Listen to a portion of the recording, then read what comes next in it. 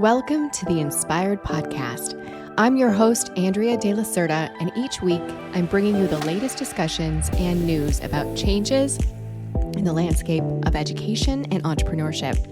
As a 22-year entrepreneur, corporate executive, business coach, and leader, I mentor a community of change-making men and women to get out of their box and step into their true calling to make the biggest impact. This podcast is all about empowering women, navigating life's twists and turns, and stepping into the fullest version of who we're meant to be. And it's mid-May, friends. This time of year marks a natural shift. Spring is giving way to summer, and we're nearing the halfway point of the year, if you can believe it. It's a season of reflection, growth, and renewed energy. But more than that, and maybe more importantly, May is Mental Health Awareness Month. And that makes it an especially important time to pause and check in both with ourselves and with each other. So this month, we're going to be exploring how women in leadership can take a proactive, empowered approach to mental wellness. It's extremely important for us to remember that prevention is powerful, and even amongst our unbelievably busy lives, prioritizing our mental health is not a luxury. So let me start by asking, when was the last time you really told someone how you were doing? And you know what I mean. I mean, really. Not phrases like, I'm fine, not busy but good, or not, you know how it is, ... You know, I'm talking about the truth, the messy, the beautiful, exhausting, inspiring, complicated truth of what it means to be a woman leader in this current moment. Recent data reports that today, women are actually 3 times more likely than men to experience common mental health problems. And this has grown tremendously in recent years. About 30 years ago, this number was only twice as likely. And if you're anything like me, or any of the hardworking, passionate, professional women in my community, chances are you've gotten really good at holding it all together, at just showing up, at being that strong one, and just getting it done. But here's the reality. Behind the scenes, so many women leaders are struggling with burnout, anxiety, exhaustion, and isolation. And even though mental health affects every part of how we show up in our lives, we rarely talk about it in leadership spaces. And that silence is costing us big time. So today we're cracking it open. We're diving deep into why mental health must be part of the leadership conversation and what it looks like to lead with honesty, intention, and care for your own well-being. So let's get into it. Let's start with the facts. According to a report from Deloitte, 53% of women in leadership roles say their mental health is poor or very poor. That's more than half. And even more alarming, over 40% of those women report feeling burned out, quote, most of the time. Another study from leanin.org and McKinsey found that women leaders are leaving companies at the highest rate in years, and mental health is a top driver. We're talking about ambitious, capable, visionary women who are being pushed to the brink, not because they can't handle leadership, but because leadership hasn't made room for us, for our humanity, for our needs, and for our mental health. And we really need to change that. Now, it's important for us to look holistically at how we got to these staggering and growing numbers, because burnout doesn't happen in a vacuum. It's often the result of outdated systems, unrealistic expectations, and a lack of meaningful support. So let's unpack what's really happening here. Women leaders aren't just doing the job they're paid to do. We're navigating bias, managing emotional labor, and serving as informal mentors and diversity champions, often without support from other leaders. Sometimes this is referred to as the double burden of leadership. According to McKinsey, women are twice as likely as men to be mistaken for someone more junior. And Latina and Black women are far more likely to experience microaggressions and questioning of their competence in their role. That constant extra pressure really adds up and it erodes well-being over time. In too many workplaces and even in the entrepreneurial space, we reward women also for being superhuman, for pushing through, for not needing support. We glamorize hustle. We idolize having it all. But the truth is, behind closed doors, many of us sometimes are barely holding it together. Do you hear me? Are you with me? Or is it just me? For most of us mere mortals, this impenetrable invulnerability is just a myth. I remember a time early in my business when I was working 60 plus hour weeks, showing up with a full face of makeup, a perfect pitch deck for the client who spent enough to be promised a quote tight turnaround every time, and the boss that couldn't be bothered to offer any help. On paper, I looked like I had it all figured out. It really did. A great title at a fancy agency, working with household name brands, a beautiful family, what seemed to be an all-around lovely life in sunny Southern California. But inside, at times I was unraveling.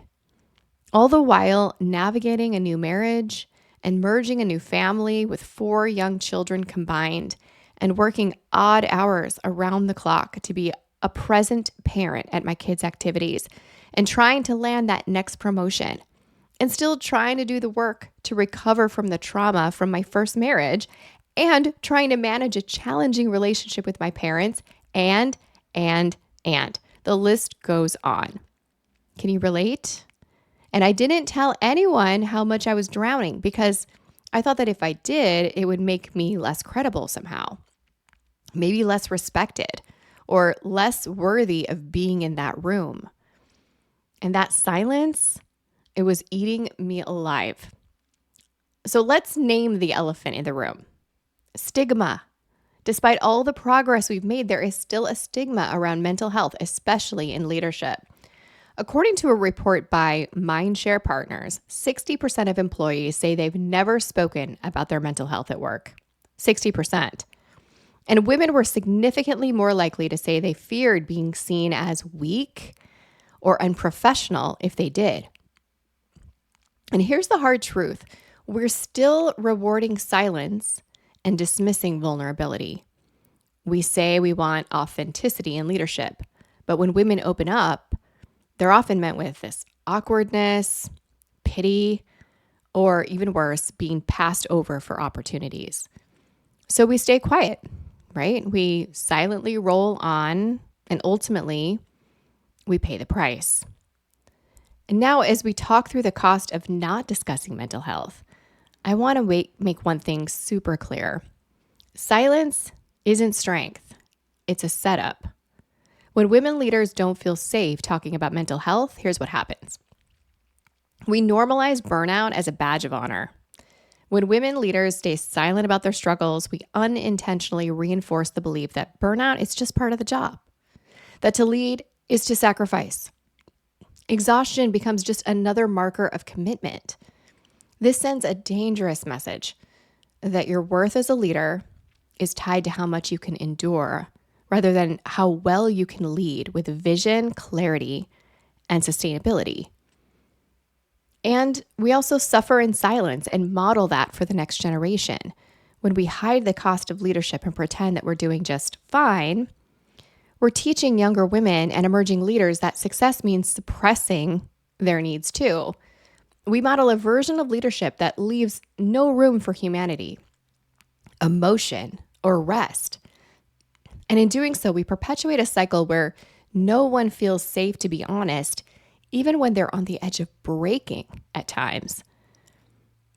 And what happens is we lose powerful leaders who could be shaping industries and changing lives. As we learned earlier, unchecked stress, burnout, and mental health challenges are driving high-performing women out of leadership roles every single day. When mental health isn't addressed, we lose not only their talent, but we also lose their innovation, perspective, and influence. And when the most visionary women walk away because the cost is just too high, our organizations, communities, and our movements all lose out. Mental health, it's not a side issue. It's not a personal problem. It's a leadership issue, and it's an organizational issue. But more than anything, it's a systems issue. And the only way it changes is if we start talking. So what does it look like to do this differently? As seasoned women in business who've had these experiences firsthand, or even as young millennials and Gen Zers who are starting to hit the workforce grind, the change we want to see starts with us. Let's talk about a few strategies that can have a really positive ripple effect collectively. First and foremost, we start by just normalizing the conversation, right? The more we talk about mental health, the more we give other women permission to do the same, to talk about mental health. It doesn't mean you have to share your every struggle publicly, but it does mean keeping it real and honest, both with yourself and with others. And it also means that being honest in your leadership so that things can start from the top down. The next time you're moving through a hard season or feeling stretched thin, try saying something like, I've been navigating a tough season. I'm taking things day by day. Or this project has been exciting and exhausting. I'm building in some recovery time for myself. Or I want to be transparent about capacity so we can set some healthy expectations. And that kind of honesty is powerful. It models a new kind of leadership that honors humanity and ambition. And it gives everyone else around you permission to show up fully too. A leader, founder, or even a business owner building mental health into your leadership model provides measurable business and interpersonal benefits just across the board. Research from the American Psychological Association shows that when workplaces prioritize mental well-being, they see measurable benefits, higher retention, increased productivity, and stronger team morale. As you think through what prioritizing mental health under your leadership looks like, here are some questions you might want to ask yourself. First, do people feel safe speaking out about stress or burnout in your organization? Are mental health days treated with the same respect as sick days? And are you checking in on your team's well-being before it becomes a crisis? Even small intentional steps like these can foster a culture that's not only more connected and human, but also more sustainable, creative, and high-performing. Let me say this out loud for the leaders in the back. You're allowed to take care of yourself. You show up for yourself, your family, your team, and your community the best when you give your mind and body the things it needs to function at its best, whatever that looks like for you. You're allowed to rest. You're allowed to say no. You also need to ask for help and step back when it needed. You're allowed to do that too. These things don't make you less committed. It makes you sustainable. You can't lead from a depleted place. Fill your own cup first. Create non-negotiable boundaries around time and energy. One of the most powerful ways to protect your mental health is by creating clear boundaries around your workday, your availability, and even your emotional bandwidth. Boundaries are not barriers.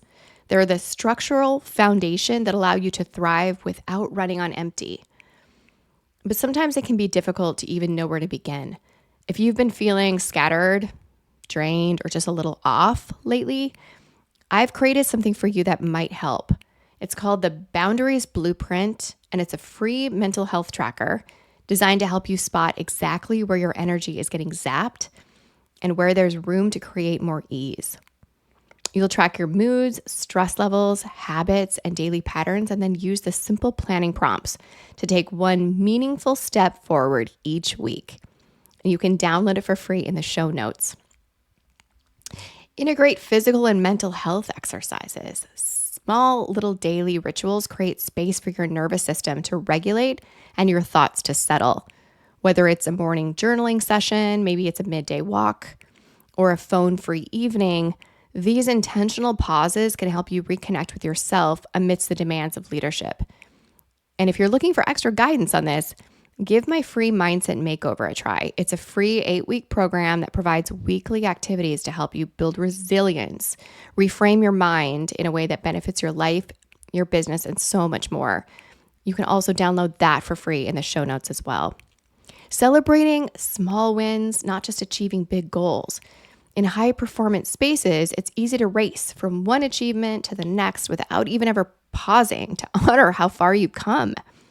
But take time to celebrate your progress. It reinforces joy, builds confidence, and it reminds you that success, it's not just about the outcomes, it's also about the journey. Find support from a professional or a community if you need to. You don't have to carry everything alone.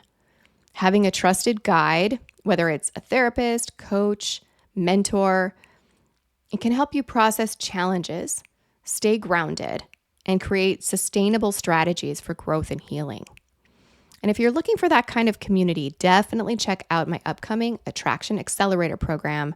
This is a high-impact, community-focused cohort that will connect with me each week to work through some of the biggest barriers to launching your next big venture, or maybe scaling one that you've already started. I'll link more info in the show notes to that as well. I'm glad we're kicking off Mental Health Awareness Month.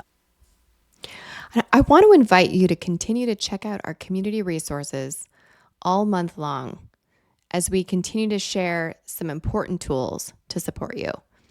And for now, I want you to remember that you don't have to choose between leadership and well-being, and you certainly don't have to carry it all alone. Your mental health is not a weakness. Together, we can build a world where women can rise without burning out, and leadership models that make room for real humans with real needs. So let's start with ourselves. Thank you again for sharing this time with me. And please don't forget to like and follow so you never miss an episode drop. Thanks again for joining me. I'll see you back here next week.